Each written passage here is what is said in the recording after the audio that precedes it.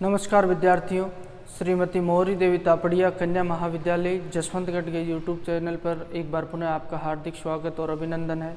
मैं प्रवक्ता चंद्र प्रकाश गुर्जर। आज की क्लास हमारी बीए द्वितीय वर्ष के छात्रों हेतु इतिहास विषय की होगी। इतिहास विषय के दौरान अगर बात की जाए, निरंतर हम आमेर राज्य के बारे में पढ़ रहे हैं। आमेर राज्य के शासक मान सिंह का हम जिक्र करें। मान सिंह के जो कार्यकाल को बात की जाए, शाही सेवा काल को हमने 3 भागों में विभाजित किया था।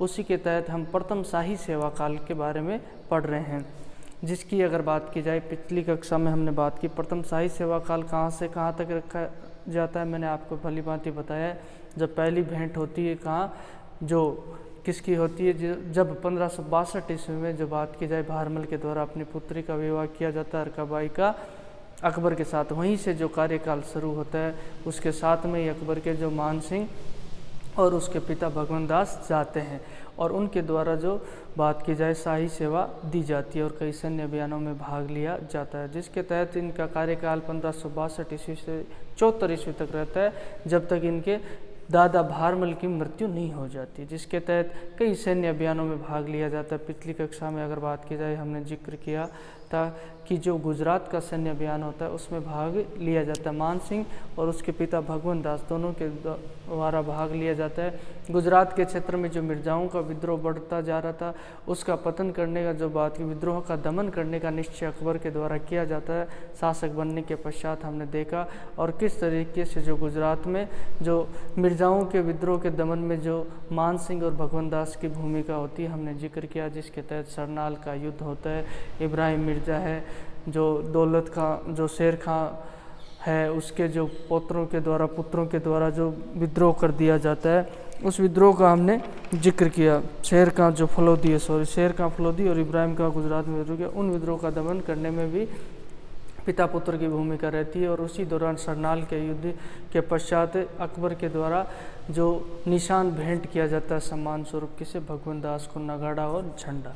अब गुजरात के विद्रोह का दमन करने के पश्चात, उस अभियान से लौटने के पश्चात अकबर के द्वारा निश्चय किया जाता है राजपूताना मेवाड़ की तरफ बात की जाए। मेवाड़ की तरफ जो महाराणा प्रताप के द्वारा दिन प्रतिदिन जो मुगलों का प्रतिरोध तीव्र गति से किया जाता था, उसी दौरान जो बात की जाए मेवाड़ के ही जो पड़ोसी जो डूंगरपुर है, उसका शासक होता है एक आस्करण सिसोदिया। अब अकबर के द्वारा जो मेवाड़ की शक्ति को कम करने के लिए अगर देखा जाए, उसी दौरान हमने जो बात की जाए जोधपुर राज्य के तहत पढ़ा था। उसके अलावा बात की जाए मेवाड़ का जो सिसोदिया वंश हमने पढ़ा, उसके तहत भी जो अकबर और महाराणा प्रताप के संबंधों के बारे में हमने जिक्र किया था। उसी दौरान जो बात करते हैं महाराणा प्रताप की शक्ति को कमज़ोर करने के लिए, उसकी ताकत को, यानी क्योंकि आस्करण सिसोदिया वगैरह भी किसका समर्थन कर रहे थे, महाराणा प्रताप का समर्थन कर रहे थे। तो महाराणा प्रताप की शक्ति को कमज़ोर करने के लिए अकबर के द्वारा जो डूंगरपुर अभियान का निश्चय किया जाता है। जैसे ही अकबर गुजरात से लौट कर आता है, गुजरात अभियान की समाप्ति हो जाती है उस विद्रोह का दमन करने के पश्चात। तो उसके पश्चात जो डूंगरपुर है, डूंगरपुर अभियान का आदेश दिया जाता है। ये डूंगरपुर अभियान का आदेश किसको देता है, मान सिंह और शाह कुली खां को। मान सिंह और शाह कुली खां को ये जिम्मेदारी दी जाती है डूंगरपुर अभियान में जाने की, क्योंकि वहाँ का शासक जो आस्करण सिसोदिया है, वह दिन प्रतिदिन जो मुगलों का विरोधी होता जा रहा था और उसके द्वारा कई क्षेत्रों में जो उपद्रव मचाया जा रहा था। तो इसी दौरान उस पर जो नियंत्रण करने के लिए जो अकबर के द्वारा ये सैन्य अभियान भेजा जाता है, और ये सैन्य अभियान जो मान सिंह के नेतृत्व में और शाह कुली खां के नेतृत्व में भेजा जाता है। अप्रैल 1573 ईस्वी की बात है। अप्रैल 1573 ईस्वी की बात है। मान सिंह के द्वारा जो सेना की कमान संभालते हुए और साथ में जो इसके शाह कुली खां है, ये जो डूंगरपुर के लिए रवाना हो जाते हैं और डूंगरपुर पे इनके द्वारा जो आक्रमण किया जाता है। कुछ समय के लिए तो बात की जाए आस्करण सिसोदिया के द्वारा इनका प्रतिरोध किया जाता है, लेकिन मुगल सेना के सामने वो टिक नहीं पाता है। तो उसी दौरान जो आस्करण सिसोदिया कहाँ चला जाता है, जंगलों की तरफ, पहाड़ों की तरफ भाग जाता है। और उसी दौरान डूंगरपुर पे जो अधिकार किसका हो जाए, डूंगरपुर के किले पे बात की जाए तो ये इसका जो मान सिंह का अधिकार हो जाता है। अब इसी अभियान के दौरान बात की जाए, अकबर के द्वारा एक जिम्मेदारी और सौंपी गई थी। बोले तुम ठीक है उधर तो जा ही रहे हो डूंगरपुर की तरफ, बोले एक काम और करना, बोले कौन सा काम करना है? बोले उस जो महाराणा प्रताप है ना, उससे बातचीत करने का प्रयास करना और जैसे तैसे उसे मुगलों की अधीनता स्वीकार करवाना। ये जिम्मेदारी भी किसे सौंप दी जाती है? मान सिंह को सौंप दी जाती है। अकबर के द्वारा इससे पहले भी कई तरह के जो प्रयास किए जाते हैं और कई लोगों को भेजा जाता है महाराणा प्रताप से समझौता करने के लिए, लेकिन वो सारे प्रयास अकबर के क्या रहते हैं, जो असफल से रहते हैं। कई शिष्टमंडल जो उसके द्वारा भेजे गए, लेकिन किसी तरह की बात नहीं बन पाती महाराणा प्रताप और अकबर के द्वारा। तो इसी दौरान अकबर के द्वारा इस डूंगरपुर अभियान पर जाते वक्त मान सिंह को ये जिम्मेदारी दी जाती है कि वो तुम्हारी बिरादरी का आदमी हो सके, जहाँ तक तुम उससे बातचीत करके जो प्रयास करना है कि वो मुगलों की अधीनता स्वीकार कर ले। तो मान सिंह जैसे ही डूंगरपुर का अभियान समाप्त हो जाता है, उसके पश्चात क्या करता है, महाराणा प्रताप से भेंट करने के लिए जाता है।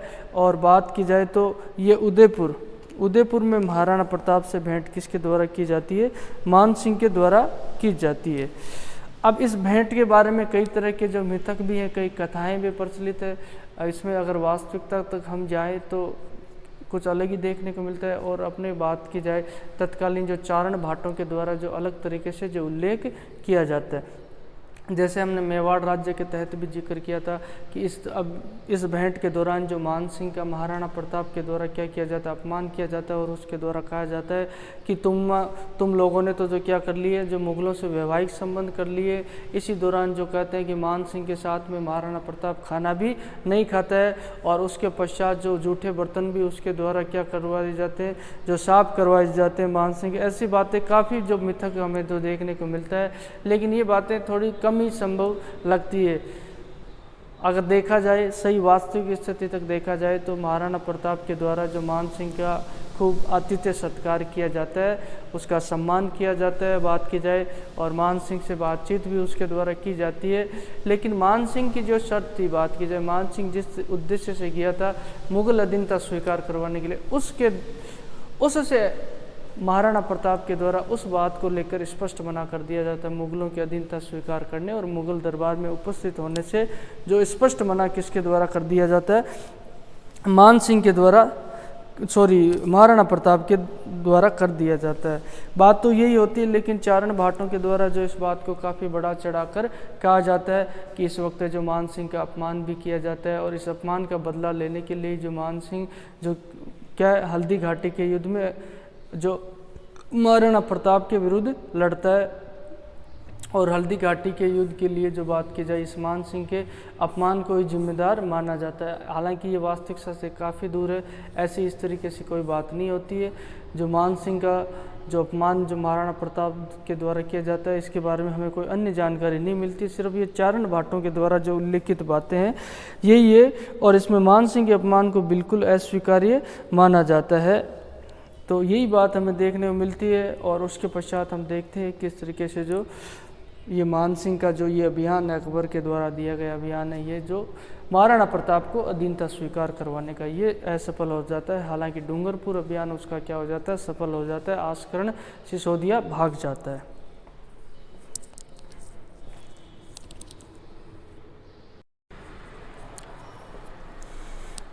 तो विद्यार्थियों, आज की क्लास में अगर बात की जाए तो हमने मान सिंह के शाही सेवा काल के बारे में जाना है, जो प्रथम शाही सेवा काल चल रहा है, जिसके तहत जो डूंगरपुर के अभियान की जिम्मेदारी दी जाती है मान सिंह को, उसको भली भांति जो मान सिंह के द्वारा जो क्या किया जाता है, पूरा किया जाता है। उसी दौरान जैसा ही अकबर जो हमने देखा कि गुजरात के अभियान से लौटता है और इस मेवाड़ के क्षेत्र में जो नियंत्रण करने का प्रयास करता है, उसी के तहत जो महाराणा प्रताप की शक्ति को कम करने के लिए और उसको कमज़ोर बनाने के लिए उसके एक समर्थक जो आस्करण सिसोदिया के विरुद्ध जो सैन्य अभियान भेजने का निश्चय करता है।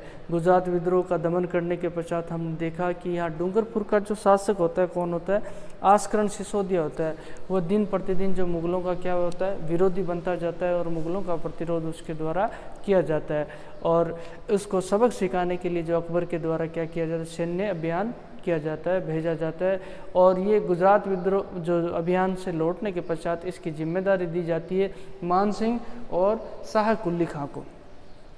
इन दोनों को डूंगरपुर अभियान के लिए भेजा जाता है। सेना सहित ये पहुंच जाते हैं और इनके द्वारा डूंगरपुर पे आक्रमण करके जो अधिकार कर लिया जाता है अप्रैल 1573 ईस्वी की बात है, जो आक्रमण इनके द्वारा किया जाता है और उसके पश्चात डूंगरपुर पे अधिकार कर लिया जाता है और आस्कर सिसोदिया जो पहाड़ों की तरफ भाग जाता है। अब उसी दौरान हमने देखा कि साथ में जो अकबर के द्वारा एक जिम्मेदारी और दी जाती है मान सिंह को, तुम कि जैसे तैसे जो महाराणा प्रताप से बात कर कर क्या करो कि उसे मुग़लों की अधीनता स्वीकार करवा दे, क्योंकि इससे पहले भी कई शिष्टमंडल जो अकबर के द्वारा भेजे गए थे वह क्या हो जाते, असफल होते।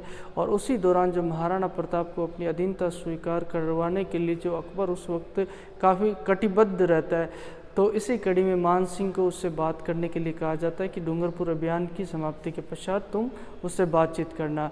और उसी दौरान जैसा कि हम देखते हैं कि जैसे ही डूंगरपुर का सैन्य अभियान समाप्त होता है, उसके पश्चात मान सिंह के द्वारा क्या किया जाता है, जो अकबर से भेंट की जाती है और मान सिंह के द्वारा जो महाराणा प्रताप से भेंट की जाती है और महाराणा प्रताप से भेंट करके उसको मुग़ल अधीनता स्वीकार करवाने का प्रयास किया जाता है। लेकिन महाराणा प्रताप के द्वारा हमने देखा कि स्पष्ट मना कर दिया जाता है मुग़ल अधीनता स्वीकार करने और शाही दरबार में उपस्थित होने से।